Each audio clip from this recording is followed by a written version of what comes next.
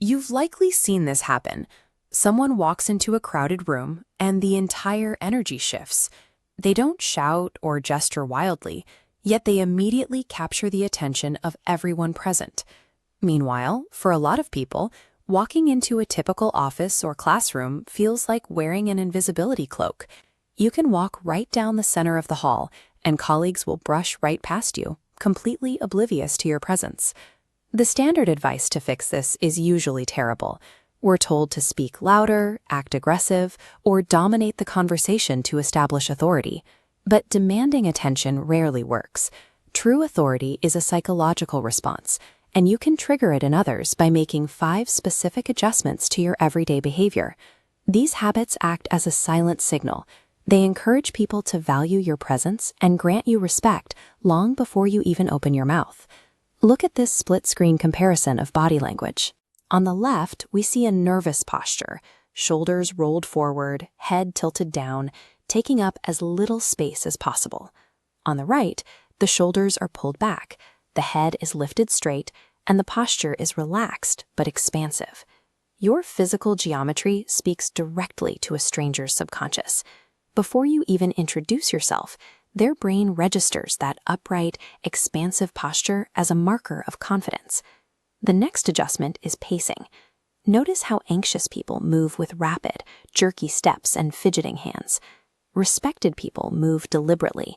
This diagram maps the psychological chain reaction happening in the observer's mind. Slow, measured movement signals physical calmness. That calmness indicates to the observer that you are in control of your environment. When you drop your speed, you also create anticipation. You actually encourage the people around you to stop their own rushing, lean in, and wait for your input. By simply controlling the volume of physical space you occupy and regulating your speed, you create a presence that makes it much harder for others to overlook you. The third habit fixes a common social error: broken eye contact. Staring at the floor or retreating to your phone during a conversation signals discomfort and a lack of confidence.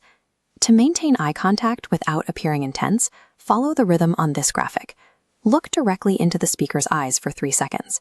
Look away naturally for 1 second, then look back. This specific rhythm removes the tension from the interaction. It's a nonverbal cue that proves you are comfortable in the moment and unafraid of connecting with the person in front of you. The fourth habit requires a shift in how you process conversations. The standard trap most people fall into is treating listening as just a waiting period for their turn to talk. Instead, lock in on the speaker. Absorb their actual words. Nod to show you're processing, and offer small verbal affirmations. People have a deep desire to be heard. When you provide that validation, you make the speaker feel valued, which is the fastest way to earn their long-term respect. Social power isn't derived from reciting the perfect words. It comes directly from how deeply you make the other person feel recognized.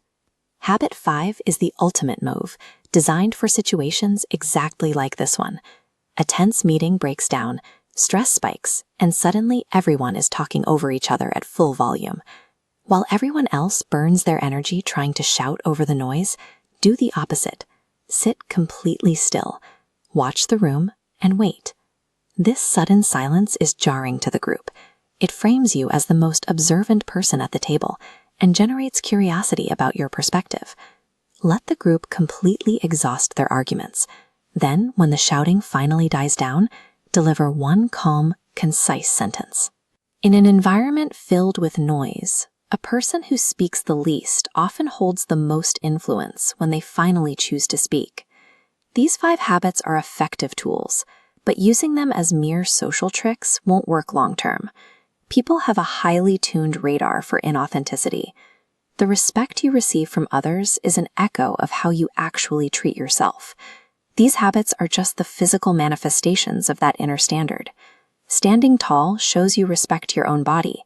Moving slowly shows you value your own time. Listening intently shows you value the thoughts of others. And using silence demonstrates that you recognize the weight of your own words. Don't try to overhaul your entire personality tonight.